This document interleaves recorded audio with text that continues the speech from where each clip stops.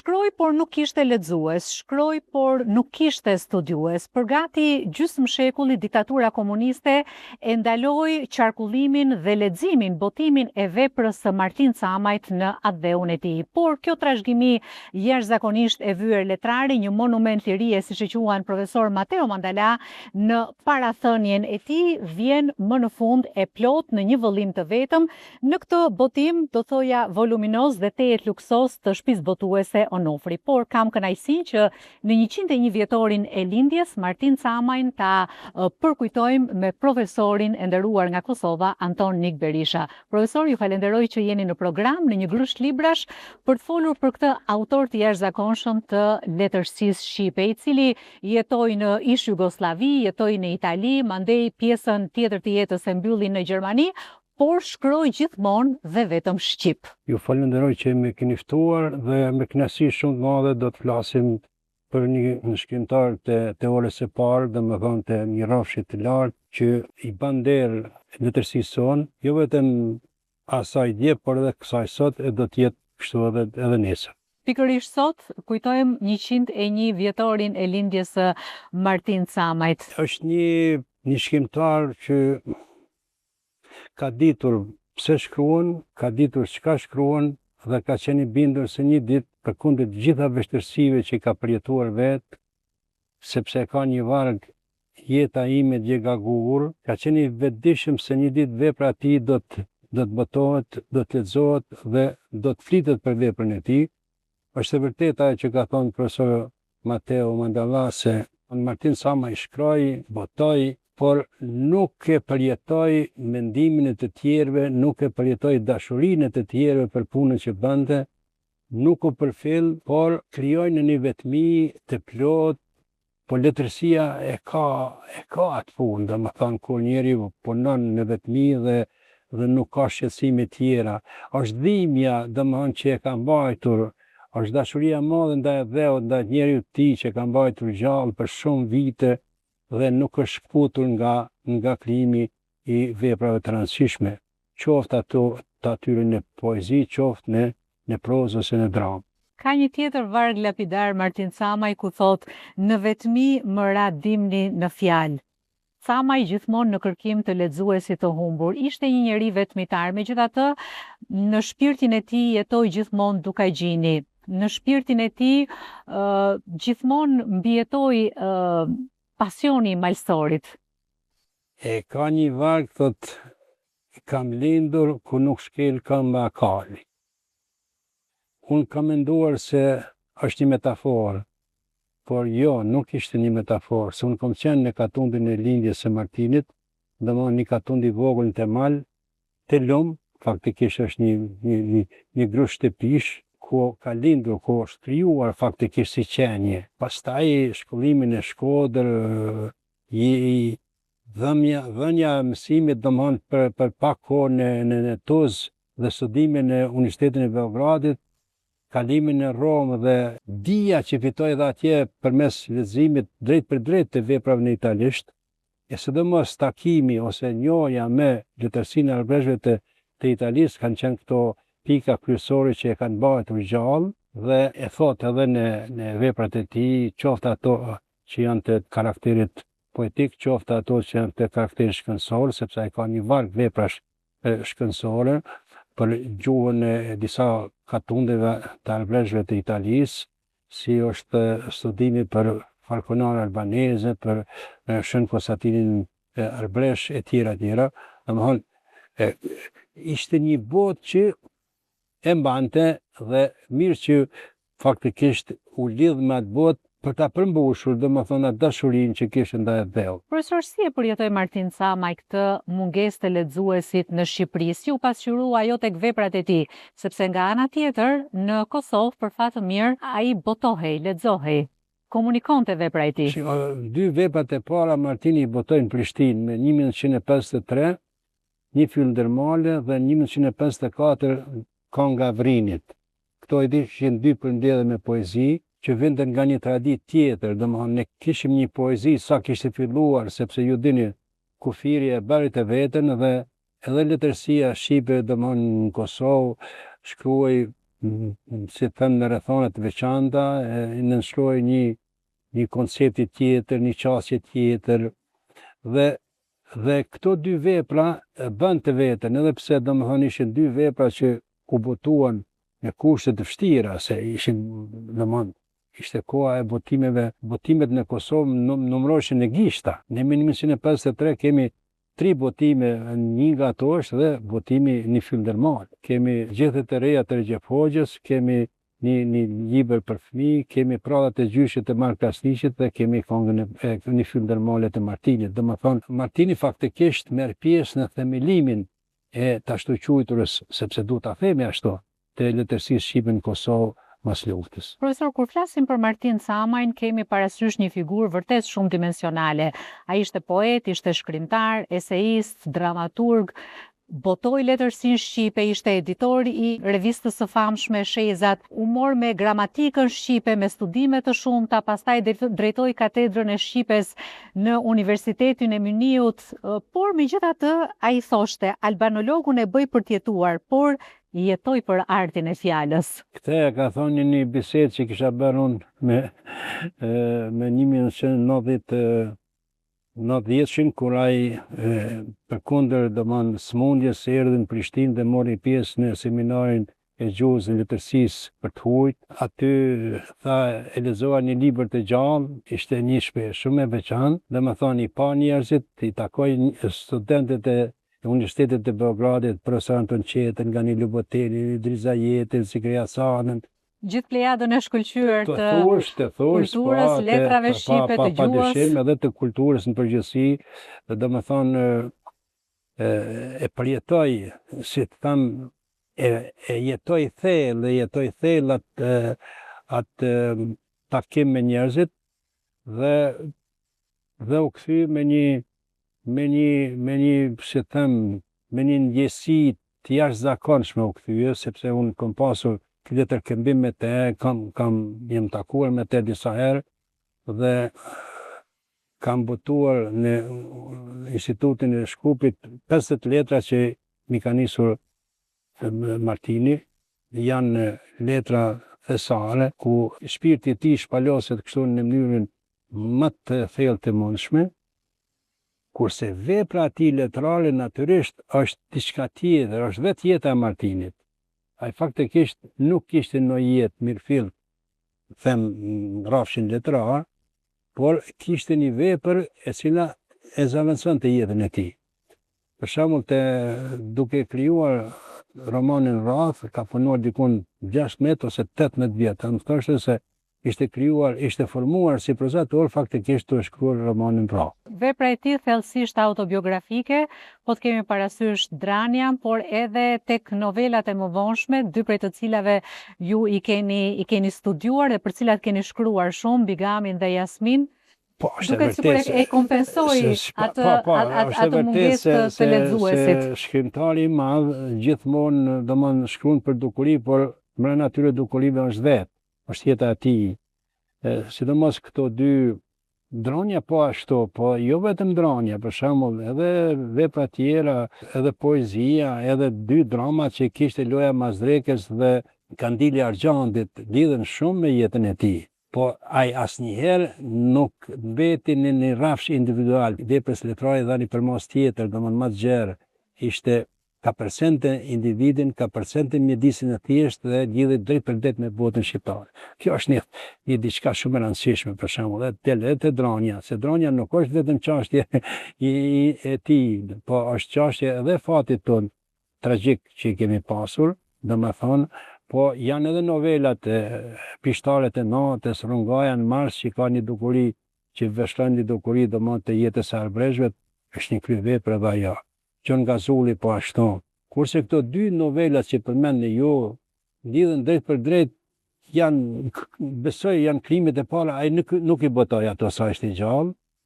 Unë me qenë se e kisha rregulluar bibliotekën e tij në Lengris, aty ku jetoi gjatë kohës që ishte profesor në Universitetin e Münchenit, i gjeta ato të datilografura, të ashtu si të tilla. Ja tregova gruasit e tij, thashë këto janë të pabotuara, por aty dalin disa elemente, kështu si disa gjërat të jetës e tij, që tam kështu ma intime, ma të ndijshme, dhe me qëllim nuk e kishte botuar ato. Folëm për shpirtin e tij vetmitar, por gjithmonë Martin Camaj pati atë ndjesinë e njeriut të shkullur, të çrrënjosur, fati i emigrantit, fati i mërgjimtarit. E ka një poezi Shtegtari, më duket kështu ka titullin, edhe thot niset thot në gurbet me gaca syri, dhe më thonë, se ai nuk shkruante vetëm sa për të shprehur, sa për të ngushëlluar shpirtin e tij. Ai krijonte një poezi ose një vepër letrare që ishte peshë, domthon i kushtonte rëndësi shumë të madhe, i kushtonte artit, dhe aty qëndron edhe rëndësia e tij. Jo pse ai e veshtroi ose bëri objekt veshtrimi artistik botën tonë, njeriun tonë, ose femrinë e tij, ose Shkodrën, ose Dugaxhinin, por ishte puna se gjitha ajo u shpreh me një art ma. Unë kom pasur fatin që t'i shpreh disa nga mendimet e para për disa veprat e tij përmes letrave që ja kom nisur, edhe ishte shumë i lumtur që më në fund domthon veprat i lexoj. Se shikon, letërsi nuk është i parëndësishëm numri, por letërsi është e rëndësishme leximi i mirëfill. Qoftë një njeri që e lexon, qoftë një njeri që mirret me veprën e tij, domethënë është rëndësishme ajo në rrafshin e ngushëllimit shpirtëror të lexuesit, të marrësit. Martini faktikisht, sikur e tha që me shumë të drejtë, ishte një shkrimtar i madh që kishte pak lexues. Arbreshet ishte bota e tij e dytë, domethënë, por Arbreshet nuk lexojnë. Arbresht më kom najtur, kom bërë, domethënë, kom bërë mësim në Universitetin e Kalabrisë për rreth 23 vjet, por ata lexojnë pak. Lexojnë pak, sepse i mbështeten ende në traditën letrare gojore, i kanë rapsoditë ende, ato ende heqin pjesë shumë të madhe të jeta e Arbreshve.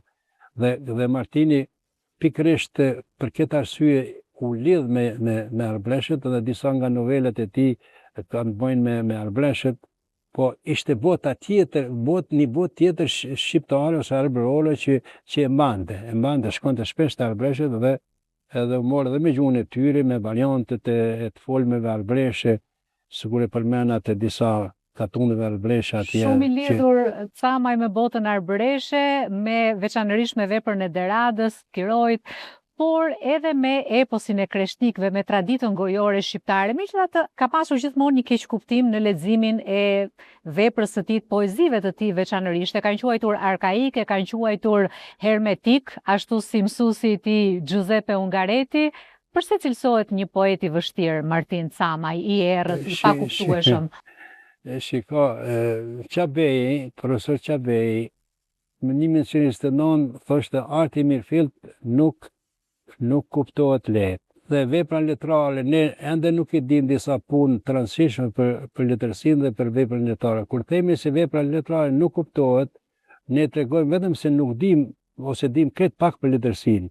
Vepra letrare nuk mund të kuptohet, sepse vepra letrare mbështetet ose krijohet nga një gjuhë poetike e cila gjithmonë ka më shumë se një kuptim. Nëse një tekst poetik ka më shumë se një kuptim, si do ta kuptosh ti atë? Domthon kuptimi i saj është shumë shlesor edhe i shumë fisht. Prandaj ne vëm komunikim me një tekst letrar, jo se e kuptojmë atë tekst letrar. Natyrisht mrena këtij komunikimi ne tani pastaj marrim disa të dhëna, kumte, njohuri, ku diun, mesazhe si themi fjalë të huaj, por ato janë mungesë e lexuesit, nuk është mungesë e poetit. Poeti shpreh botën e vet në një mënyrë së një tjetër, herë në këtë mënyrë, herë në një mënyrë tjetër.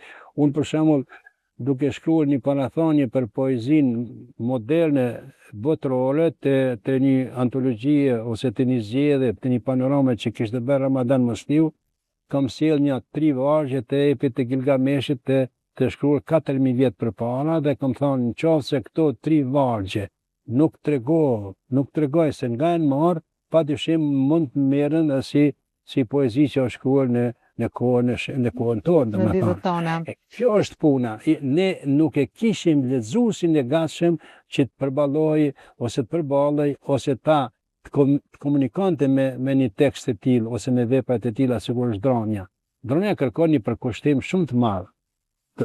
Për shembull, ato në madrigale është në titull i librit. Madrigale kanë qenë disa poezi të shkurta të mesjetës. Martini nuk shkruan në vargje, po i shndron në proza.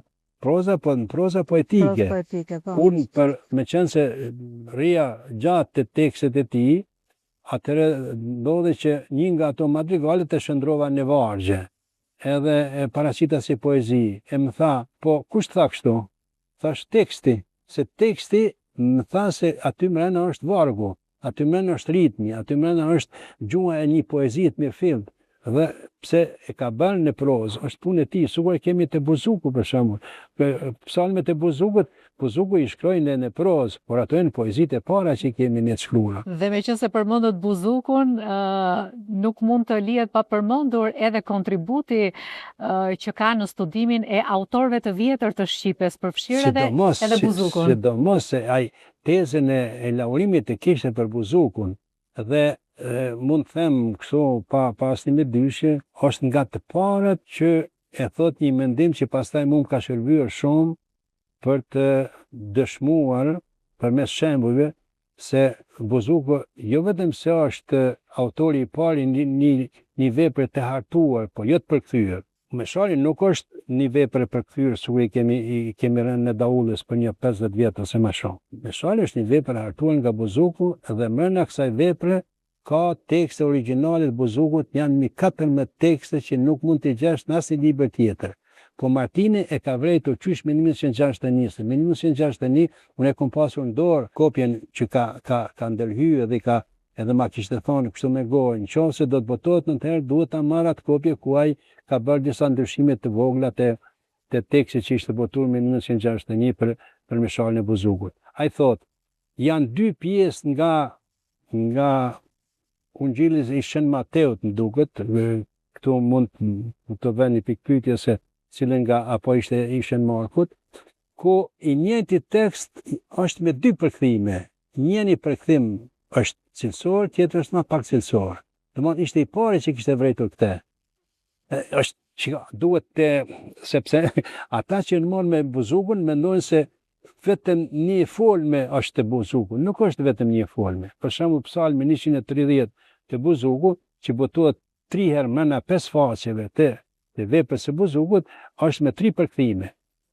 Martini kishte vërejtur i pari këtë. Profesor, kur flasim për Martin Camajin dhe veprën e tij, nuk mund të mos përmendim edhe ndikimet që ai pati nga mjeda dhe nga fishta, nga mësuesit e tij në Kolegjin Saverian në Shkodër, ku ai shkoi fare i njom, 10 vjeç. Është e vërtet. Unë thash më herët se botimi i 2 veprave të tij në Prishtinë, një film ndërmarrje dhe Konga Varrimit, sillën se nuk është se ne nuk i kishim lexuar disa poetë të traditës, por i kishim lexuar pjesërisht sepse kushtet e jetës edhe mënyra se si domethënë botoi letërsia në gjuhën shqipe në ish Jugoslavinë ka qenë shumë e ngatruar, domethënë. Kurse botimi këtyre 2 veprave ishte i lirshëm edhe u përhapën shumë. Për shembull Azem Shkreli e thot shumë bukur, e thot një nga poetët më të mëdhenj të botës sonë, thot si mësuesin e parë kam pasur Martinin me këto 2 vepra që u botuan në Prishtinë. Vërtet veprat u botuan nga Mustafa Bakia, shtëpia botuesi Mustafa Bakia që i kishte Selin në Beograd.